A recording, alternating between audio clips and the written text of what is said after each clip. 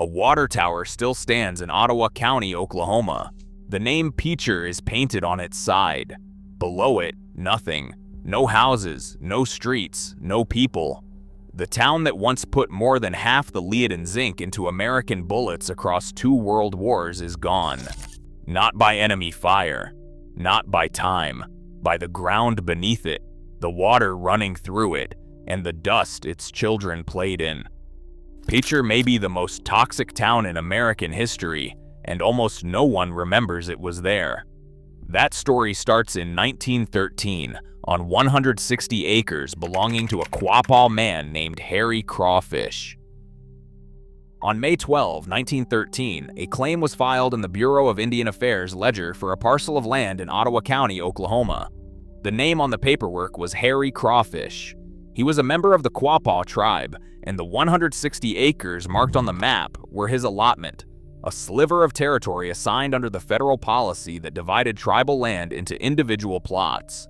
For generations, the Quapaw had lived with the slow certainty of loss, watching their land parceled out, their sovereignty reduced to signatures in government ledgers. Crawfish's allotment sat quiet until a streak of gray ore broke the surface. The Quapaw oral histories remember it as a lucky day, but luck, in this story, is a complicated thing. The legal record is clear. Crawfish filed his claim according to the rules, and the patent was granted that spring. In the eyes of Washington, the land was now his to work, lease, or sell. The ore beneath it, lead and zinc running rich through the bedrock, would soon draw strangers from far beyond the prairie. Within weeks, word of the strike traveled along the rails. The allotment system, intended to assimilate and fragment tribal ownership, had delivered something else entirely. A motherlode that would redraw the future of this patch of Oklahoma. The ground did not care about paperwork. It held its secrets until a pickaxe found the seam. The Bureau's records, careful and cold, list only numbers and names. The Quapaw accounts, passed from elder to child, tell of a land that gave up its minerals but never its memory. In that moment, one man, one claim, 160 acres, the story of Picher began. Everything that followed, the rush of men and machines, the rise of a town that would one day vanish, starts here, with Harry Crawfish, the land beneath his feet, and the first mark in the ledger. Surveyors arrived with plat maps rolled under their arms, tracing new lines across the prairie. By late summer of 1913, the ground around Harry Crawfish's allotment bristled with wooden stakes and fresh-cut roads. The first rail spur, built by the St. Louis-San Francisco Railway, ran straight to the edge of the strike, its tracks set down before a single house stood. Freight cars began hauling ore out and supplies in, linking this patch of northeastern Oklahoma to the rest of the country. A depot rose beside the rails, its sign painted with the name that had not existed a season earlier, Picher. The man behind it, Oswald O.S. Picher, was a mining engineer from St. Louis and the principal investor in the new company. He never lived here, but his name would outlast nearly everyone else's. By the end of 1914, the Ottawa County Gazette reported that the town's grid was official. Streets named, lots measured, a charter filed. The first saloon opened its doors just off the main drag, serving miners who worked 12-hour shifts underground. A one-room schoolhouse followed, its bell calling children from tents and shanties scattered between the shafts. The town's layout grew to match its ambition.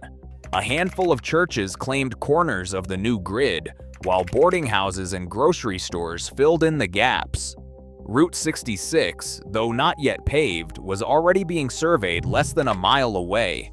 Its future promise drew blacksmiths, merchants, and mechanics hoping to catch the next wave of travelers and trade.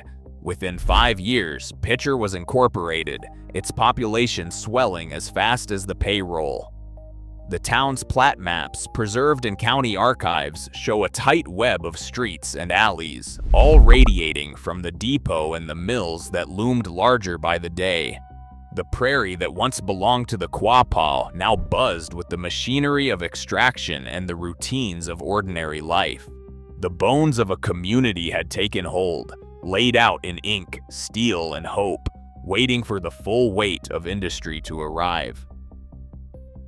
A trolley bell cut through the morning quiet, calling miners to their shifts before sunrise.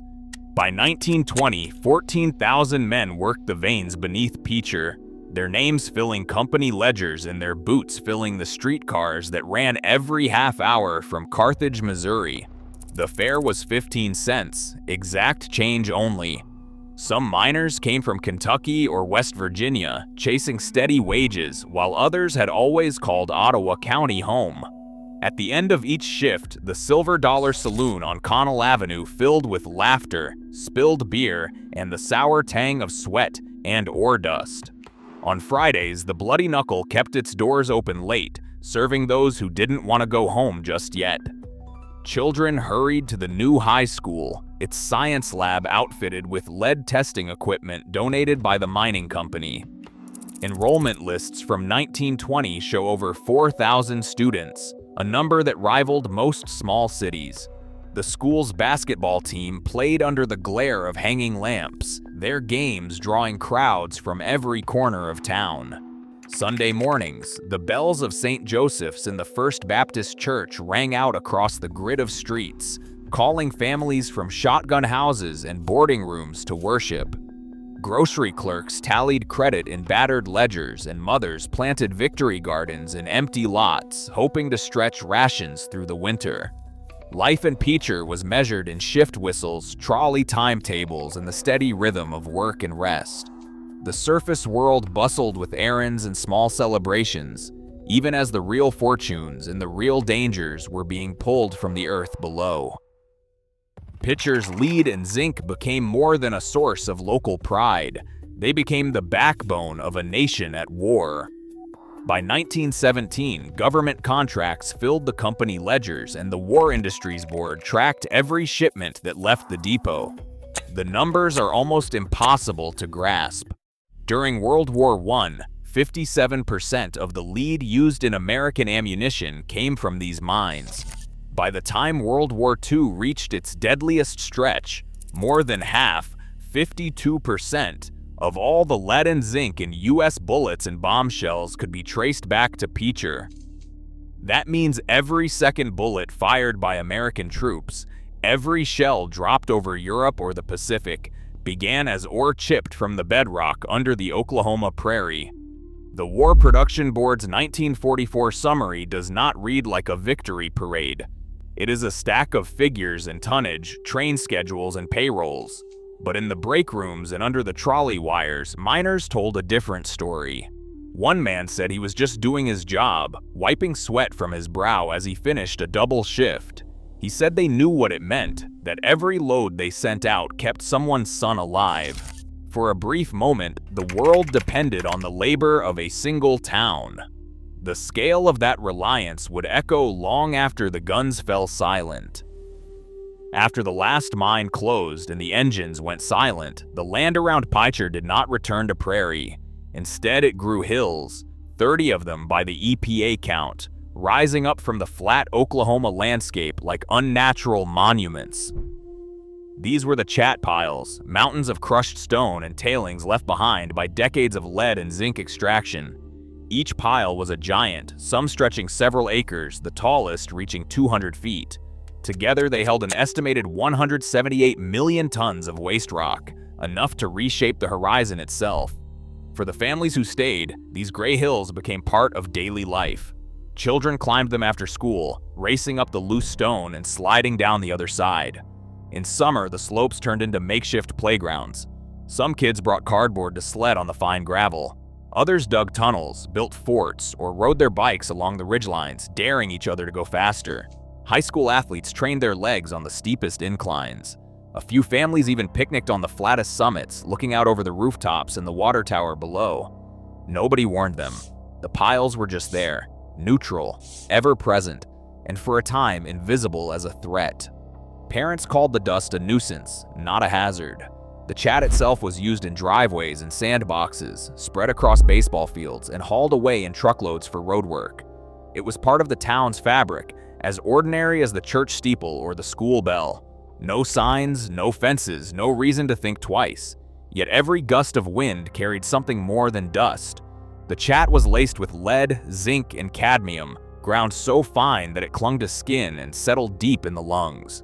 Rainwater filtered through the piles, picking up metals before seeping into yards, gardens, and wells. The waste that built the local landscape also built a danger that no one could see, one that would outlast the games, the laughter, and the rhythms of small-town life. The chat piles did not just mark the end of mining, they became the backdrop for a new kind of risk, one that hid in plain sight. In Picher, the line between playground and poison was never drawn. It was climbed, slid on, and carried home every day. June 1973. After a night of heavy rain, a resident snapped a photo of Tar Creek. The water was no longer clear or even muddy brown. It ran red, streaked with orange and rust. The image landed on the front page of the Ottawa County newspaper. Captioned simply, "Our creek bleeds." The color was more than a curiosity. It was the first visible sign that something underground had gone wrong. Within days, complaints reached the Oklahoma Department of Environmental Quality. The creek, once used for fishing and summer swimming, now stank of metal. Livestock refused to drink from it. Gardens near the banks withered. A field memo from the EPA, dated July 12, 1973, recorded the scene in clinical language. Tar Creek observed to run reddish-brown, noted metallic sheen. Water sample collected for analysis. Lab results confirmed what the eye suspected. Iron levels spiked at 25 milligrams per liter, lead at nearly 2. The source traced back to the abandoned mine shafts, over 14,000 of them, filling with groundwater now that the pumps had fallen silent. Water seeped through the fractured rock, picking up metals from the exposed ore and waste. When the water table rose, it spilled out through old tunnels and into the creek, carrying a chemical signature that could not be ignored. For the first time, the threat moved from dust in the air and piles on the ground to the water itself. The chat piles had always been visible, but this was different. The contamination was now moving, flowing, entering wells and irrigation ditches, making its way into kitchens and bathtubs. Residents clipped articles and mailed letters to state officials. The EPA opened a formal file, logging observations, sample results, and community complaints. The name on the docket was Tar Creek. A decade passed. In September 1983, the EPA added Picher and the surrounding area to the National Priorities List under the Superfund program. The case file, hundreds of pages thick, began with that first Red Creek photograph. Bureaucratic language replaced the urgency of the early warnings, but the evidence remained. The water had changed color. The town had learned, in public and undeniable terms, that its past was seeping back up through the ground. The numbers came first. In 1994, the Oklahoma State Department of Health published the results of a blood survey. 34% of children in Picher had blood lead levels above 10 micrograms per deciliter, the threshold where the CDC warned of permanent harm. A decade later, a new round of testing found that figure had nearly doubled. 63% of children were now above the danger line. The data landed in government files, in tables and charts. But for families in Picher, the numbers were never just numbers. They were names, faces, and futures. Karen was born in 1972 in a brick house not far from the high school. Her mother kept the windows closed during dust storms, but the dust still found its way inside. By age 7, Karen was struggling to read. Her teachers marked her as slow. At a routine school screening, a nurse pricked her finger and sent a blood sample to the state lab. The result was 18 micrograms per deciliter. No one explained what that meant, only that she needed to see a doctor in Miami, Oklahoma, and that she would be missing more school. The diagnosis was lead poisoning. Karen remembers the chelation pills, the taste of metal in her mouth, the way her mother cried in the kitchen after the second test. Later, she was labeled with dyslexia and an IQ score that put her below average. She finished high school but never left Ottawa County. In interviews, Karen sometimes wonders out loud if the town made her the way she is, or if she was simply born unlucky. Her story appears in oral history projects and local news features, but there is no official medical case file, only her own memory and the silent ledger of state reports. For every Karen, there were dozens more. The 1994 survey listed children by number, not by name. Some grew up and moved away, some stayed, some never understood why school was so hard. The statistics, 34%, then 63%, were not abstract.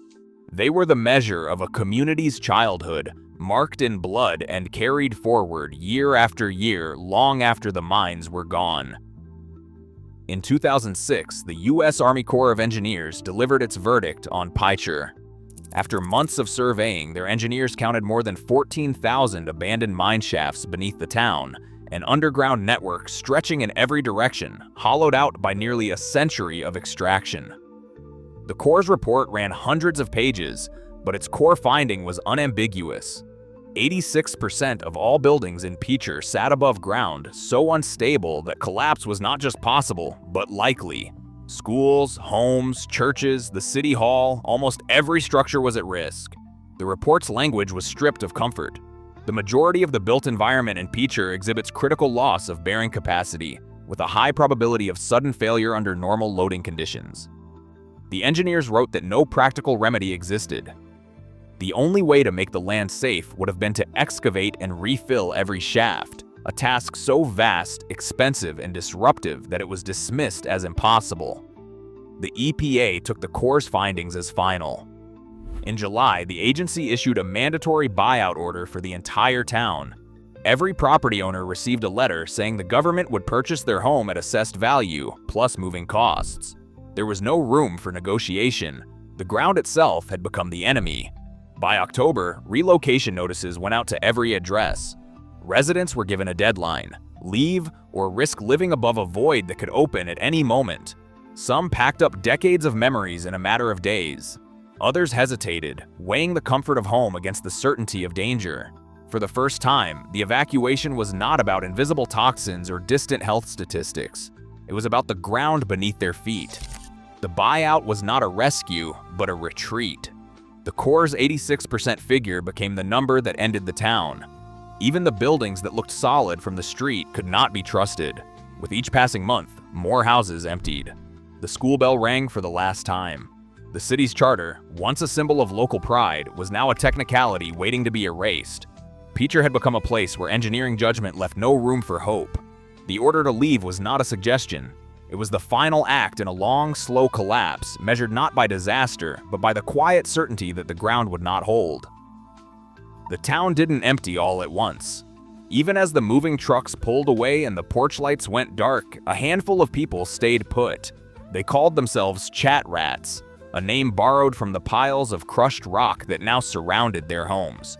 By 2007, fewer than 50 residents remained, scattered across streets where weeds grew through the cracks and mailboxes stood at odd angles, their doors left open by the wind. Some held out for reasons that made sense only to them. One man had buried his wife in the town cemetery and refused to leave her behind. Another kept his father's tools hung on the wall of a garage that leaned a little more every year. A retired teacher said she could still hear the echo of her students' voices in the empty school across the street. For these holdouts, the buyout letters felt like eviction notices from a place that had shaped every chapter of their lives. The chat rats lived with a kind of stubborn routine. They swept porches no one would visit. They mowed lawns that bordered vacant lots. On Sundays, a few gathered in the last open church, singing hymns to a congregation of ghosts. The post office still delivered, though the mail was mostly bills and government forms. At night, the only lights came from porch bulbs and the red blink of the water tower on the horizon.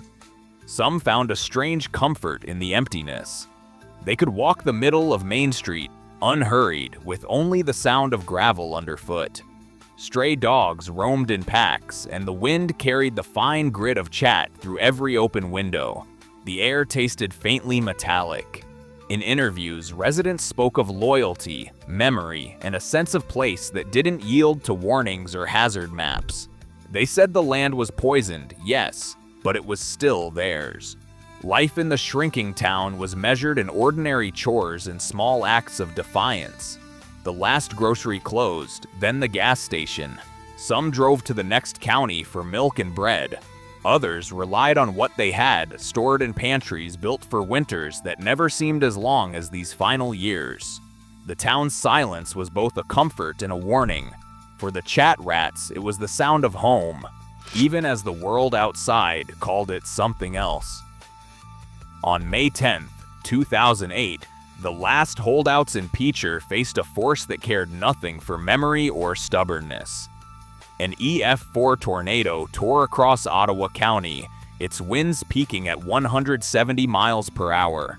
The storm's path cut straight through the heart of what remained, a grid of empty houses, broken storefronts, and the handful of homes where people still tried to keep routine alive. The warning sirens sounded just after 5 in the evening. By then, most of the town's population was gone. For those who stayed, there was nowhere safe to go. Basements were forbidden, undermined by decades of mining. People huddled in hallways, closets, and the few storm shelters that had not filled with water or caved in. The tornado carved a scar 15 miles long through Picher. More than 100 structures were flattened in minutes. Roofs vanished, walls collapsed, and the debris of ordinary life, photographs, hymnals, school trophies, was scattered across the prairie. 6 residents died. Their names filled the local paper's front page the next morning, a final roll call for a town already erased from most maps. The Miami News Record ran a headline that evening, "Picher Devastated." The story described houses splintered to their foundations, streets blocked by downed power lines, and neighbors searching the ruins for anything left to save. One survivor, interviewed while standing in the wreckage of her living room, said, "I stayed because I thought I could outlast the danger. I never thought it would come like this." In the aftermath, emergency crews found that the storm had not only destroyed buildings, but had also churned the chat piles into the air. Fine dust settled over everything, coating the broken remains of homes and the open wounds of the ground. With the infrastructure already gutted by years of buyouts and evacuation, there was little hope of rebuilding. Insurance adjusters arrived, but few claims could be paid. The land itself was uninsurable. The tornado did in a single hour what decades of contamination and government orders could not. It swept away the last illusions of safety, leaving only ruin and the knowledge that the story of Picher was closing, not with a slow fade, but with the violence of wind and the silence that followed. On September 1, 2009, the Ottawa County Commission signed the order that erased Picher from the rolls of Oklahoma municipalities. The charter, once a proud artifact of the boom years, was dissolved with a vote that drew more officials than residents. The paperwork stacked up in the county courthouse, a few stamped forms, a ledger entry, one more ghost added to the state's map. No parade, no ceremony, just a silent act of legal subtraction. Picher was no longer a town. The disincorporation ended what the tornado had started. With city government gone, there were no more council meetings, no budget, no public works. Streetlights blinked out, water lines ran dry, and the last city employees turned in their keys. The school building, already empty, stood locked and silent. The church on Connell Avenue held its final service. Mail addressed to Picher, Oklahoma, began returning to sender. For a few years, one business kept its lights on. Gary Linderman's pharmacy stood at the edge of Main Street, its neon sign buzzing in the dusk. Gary had bought the place in 1992, when the town still had a future. He stayed after the buyout, after the tornado, after the city ceased to exist. He filled prescriptions for the handful who refused to leave, for people from out of town who needed a place to pick up their medicine, for anyone willing to drive through the silence. He kept a cot in the back room and swept the sidewalk each morning, even when weeds pushed up through the cracks. He told a local reporter that he was there for the people who were left, and that if he went, there would be nothing. The pharmacy became a kind of outpost, part store, part shelter, part memory. Gary knew every customer by name. Some stopped by just to talk, to remember the town as it was, to sit in the quiet and watch the sunset behind the chat piles. The register rang less and less often. The shelves grew dusty. Still, he opened the doors each day, a small act of resistance against the closing in of emptiness. In 2015, Gary Linderman died. The pharmacy closed its doors for the last time. After that, no business remained in Picher. The last commercial license expired quietly in the Ottawa County records. The town that once supplied half the nation's bullets, that raised generations of miners and schoolchildren, now had no mayor, no council, no store, no living civic memory. Only the name and the land beneath it remained. The story of Picher's end is not a single event, but a slow unraveling. It is measured in votes cast, in ledgers closed, in one man's decision to stay until the very last day. The final chapter is written not in disaster, but in the quiet paperwork of erasure and in the stubborn light of a pharmacy sign that refused to go dark until finally it did. Today, the ground in Ottawa County still registers unsafe levels of lead. Across the United States, over 400,000 children each year face blood lead levels high enough to endanger their development. Most will never know their town's story. The lesson from Picher is not confined to ruins or memory. It is in every overlooked warning, every unheeded test result. I will be reading your thoughts in the comments.